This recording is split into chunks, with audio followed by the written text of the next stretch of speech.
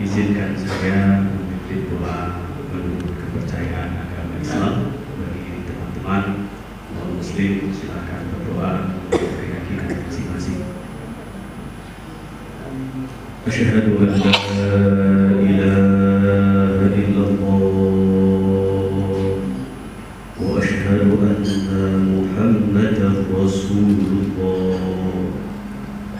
أحد ذات الله يا أحد صل على خليفتك المهدي يا أحد اللهم ارزقنا الوسطية في الأمة اللهم ارزقنا يا أحد صل على أحمد اللهم يا الله يا أحد صل على محمد اللهم ارزقنا الوسطية في الأمة بقولك يا الله يا أرحم الراحمين في كتابك يا أيها الناس وجعلناكم شعوبا وقبائل لتعارفوا Allah saling menghargai dan menjunjung tinggi moderasi karena firman-Mu mengarahkan kami untuk saling mengerti, saling menghormati.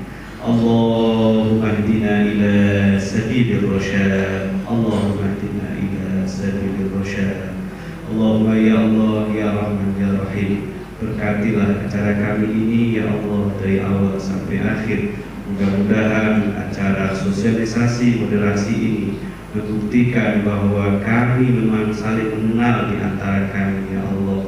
Ya Allah ya Rahman ya Rahim, bimbing kami ya Allah selalu berada di jalan. Bimbing kami ya Allah untuk selalu menyanjung Nabi dan Rasul-Mu. Bimbing kami ya Allah untuk bertemu dengan Khalifah dan Mahdi fil alamin. Rabbana atina fid dunya hasanah wa fil akhirati hasanah wa qina adzabannar.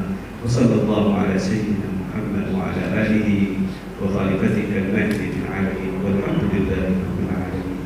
Assalamualaikum warahmatullahi wabarakatuh. Jadi dasar pelaksanaan kegiatan ini adalah Peraturan Menteri Agama Nomor 18 Tahun 2020 tentang visi dan misi Kementerian Agama, bahwa salah satu misi yang diemban oleh Kementerian Agama adalah memperkuat moderasi beragama dan kerukunan umat beragama. Maka turunan daripada misi itu adalah pada kantor wilayah Kementerian Agama Provinsi Sumatera Barat dilaksanakan kegiatan sosialisasi moderasi beragama bagi tokoh agama, tokoh masyarakat, tokoh adat, pemuda dan FKUB se-Sumatera Barat. Selanjutnya, adapun yang menjadi tujuan kegiatan adalah meningkatkan pemahaman tentang peta dan dinamika keberagaman masyarakat di Indonesia. Yang kedua, menyadari pentingnya moderasi beragama sebagai strategi untuk mengelola kehidupan keberagaman yang berkontribusi secara positif terhadap kehidupan berbangsa dan bernegara. Tiga, membangun kesadaran untuk merespon situasi keberagaman di Indonesia saat ini, khususnya di Provinsi Sumatera Barat. Yang keempat, meningkatkan pemahaman tentang kasus-kasus intoleransi, ekstremisme, kekerasan, dan diskriminasi di tingkat lokal, nasional, dan internasional. Yang kelima, memberikan wawasan tentang pentingnya memiliki sifat dan sikap yang moderat dalam melaksanakan pengabdian di tengah masyarakat yang beragam. Tokoh masyarakat serta tokoh pemuda dan FKUB Provinsi Sumatera Barat tahun 2021 yang dilaksanakan oleh Subbagian Kotala dan Kerukunan Umat Beragama Kantor Wilayah Kementerian Agama Provinsi Sumatera Barat yang bertempat di Hotel Komersial Kabupaten Tarantarima. Izinkan kami menyampaikan dua pantun. Pertama, ke Bukit Gombak lewat Malana, sehingga di toko membeli senter agar terhindar dari corona. Silakan vaksin dan pakai masker.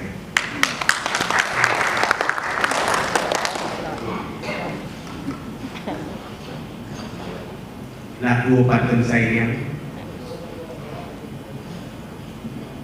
wajah cantik merah merona ketika disapa tertunduk malu.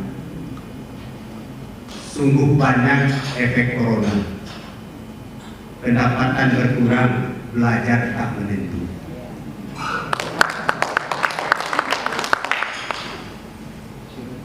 Bapak Kadil yang kami hormati, tentu kami ucapkan Pertama, mohon maaf dari Kepala Kantor Kementerian Agama Kabupaten Tanah Datar, Bapak Dr. Andes Haji Sahrul. Beliau hari ini juga mengikuti kegiatan verifikasi bantuan untuk madrasah di Kabupaten Tanah Datar sedang berada di Padang. Beliau titip salam kepada Pak Kanwil dan kita semua. Mudah-mudahan kegiatan ini akan bisa berjalan dengan lancar dan baik. Kemudian kami laporkan untuk berbagai kegiatan, terutama di kantor Kementerian Agama Kabupaten Tanah Datar.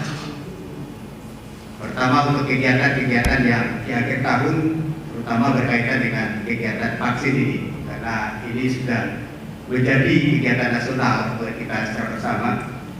Untuk di jajaran kantor Kementerian Agama, kita sudah vaksin 86%. Dan di jajaran madrasah, terutama PNS, kita sudah laporan terakhir kita terima tadi 94%.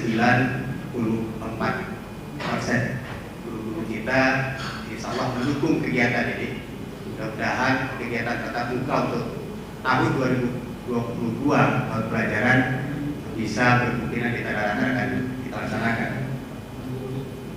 Untuk kegiatan-kegiatan lain kita juga sudah sosialisasikan SE 31 tahun 2021 berkaitan dengan petunjuk untuk Natal. Dan kita juga sudah rapat virtual sekaligus dengan Pak Kapolres berkaitan dengan kegiatan-kegiatan untuk menghadapi Natal ini. Kemudian untuk sosialisasi di Denma 26 berkaitan dengan kegiatan-kegiatan cuti dan kegiatan untuk menghadapi tahun baru ini, kita juga kegiatan sudah sosialisasi.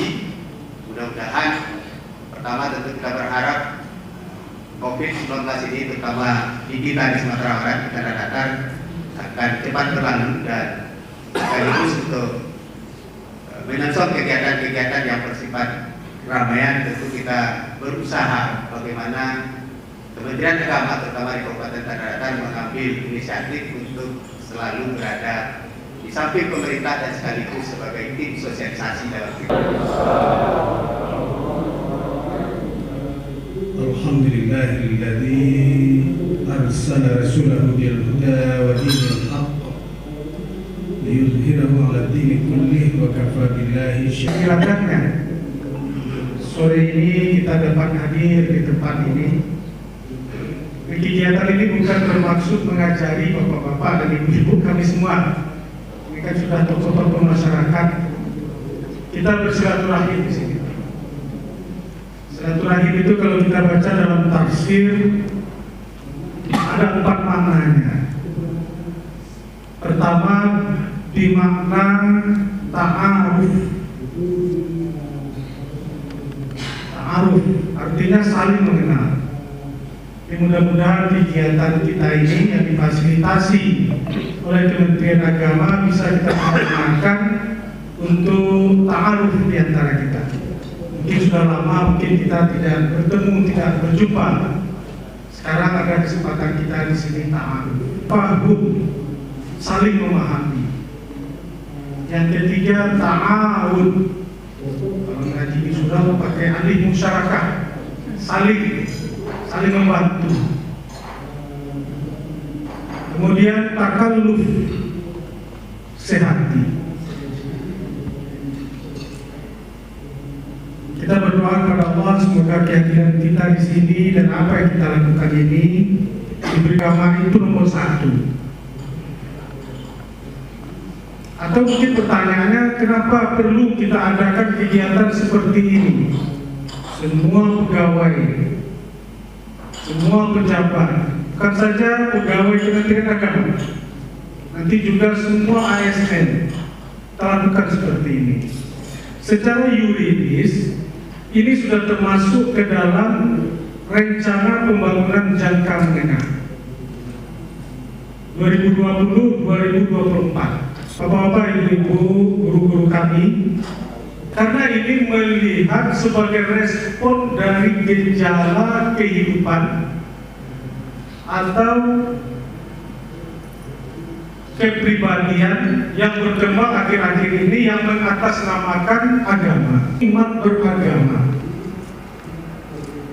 kata kuncinya dua saja. Yang pertama nanti ada yang disebut dengan keberagaman, yang kedua keberagaman.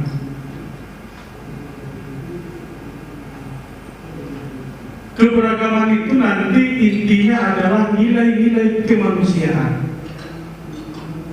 Ini sudah tumbuh berkembang di daerah kita secara umum di Indonesia.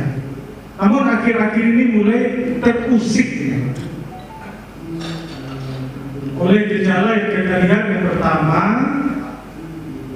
klaim kebenaran sepihak dan menyalahkan pihak lain yang tidak sepaham dengan mereka. Ini yang mengkhawatirkan kita. Jadi moderasi beragama itu bukan usaha Yahudi, bukan usaha orang-orang untuk memperdagangkan akidah, bukan. Kemudian kita lihat gejala di tengah-tengah masyarakat, mungkin di Sumatera Barat belum kelihatan betul. Adanya pengamalan agama yang kadang-kadang kelihatan itu mengesampingkan sisi kehidupan bernegara. Jadi Bapak, inilah yang akan kita diskusikan nanti. Saya baca bukunya Pak Profesor Ali Sariati. Kata beliau, jika Anda merasakan sakit, artinya Anda masih hidup. Jadi kalau tangan kita ini kita beginikan sakit, berarti artinya kita masih hidup.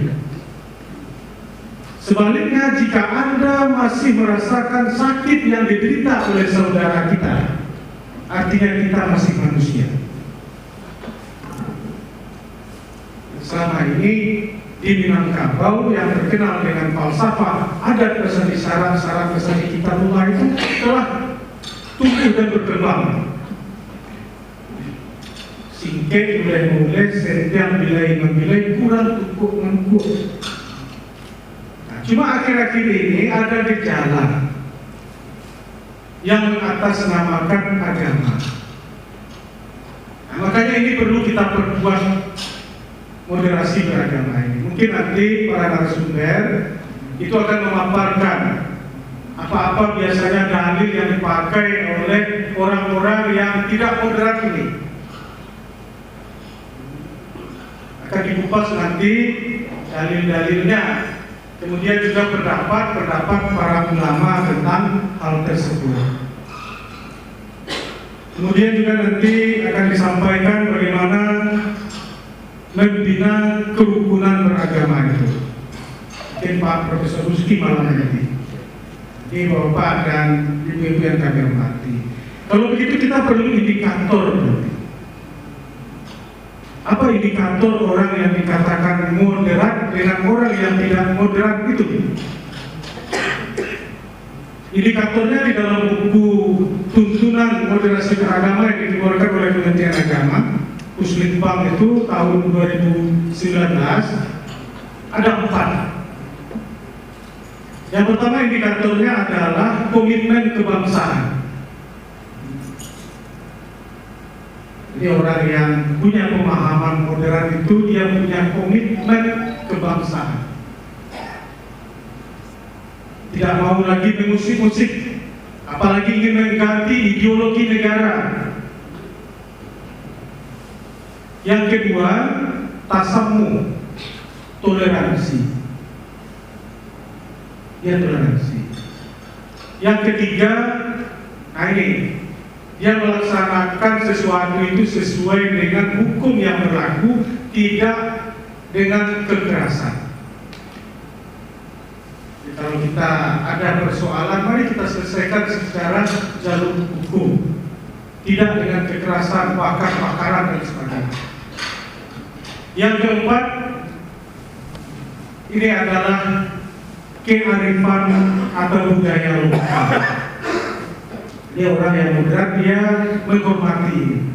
Kalau selama ini masyarakat mengadakan Maulid Nabi, ziarah kubur, kita hargai, kita hormati. Kemudian Bapak-bapak dan Ibu-ibu yang kami hormati, ini juga merupakan piper kami, karena itu kita Sumatera Barat termasuk salah satu di antara 8 provinsi yang diberikan anggaran tambahan sekarang 1,9 miliar untuk kegiatan penguatan moderasi. Tepuk tangan Bapak. Provinsi lain tidak, Sumatera Barat. Karena kita dalam piper itu menjelaskan ini. Kemudian ada kita tawarkan ketika itu tiga rancangan besar dalam rangka penguatan moderasi ini. Yang pertama melalui kurikulum pendidikan, nilai-nilai bagaimana kita internalisasikan nilai-nilai modern ini kepada peserta didik. Yang kedua melalui bimbingan teknis atau workshop atau pembinaan moderasi beragama ini bagi ASN, bagi tokoh-tokoh agama, bagi tokoh masyarakat. Dan yang ketiga kita menawarkan, insya Allah mungkin tahun depan kita sudah bicarakan dengan Pak Gubernur, ini adalah program namanya revitalisasi surau.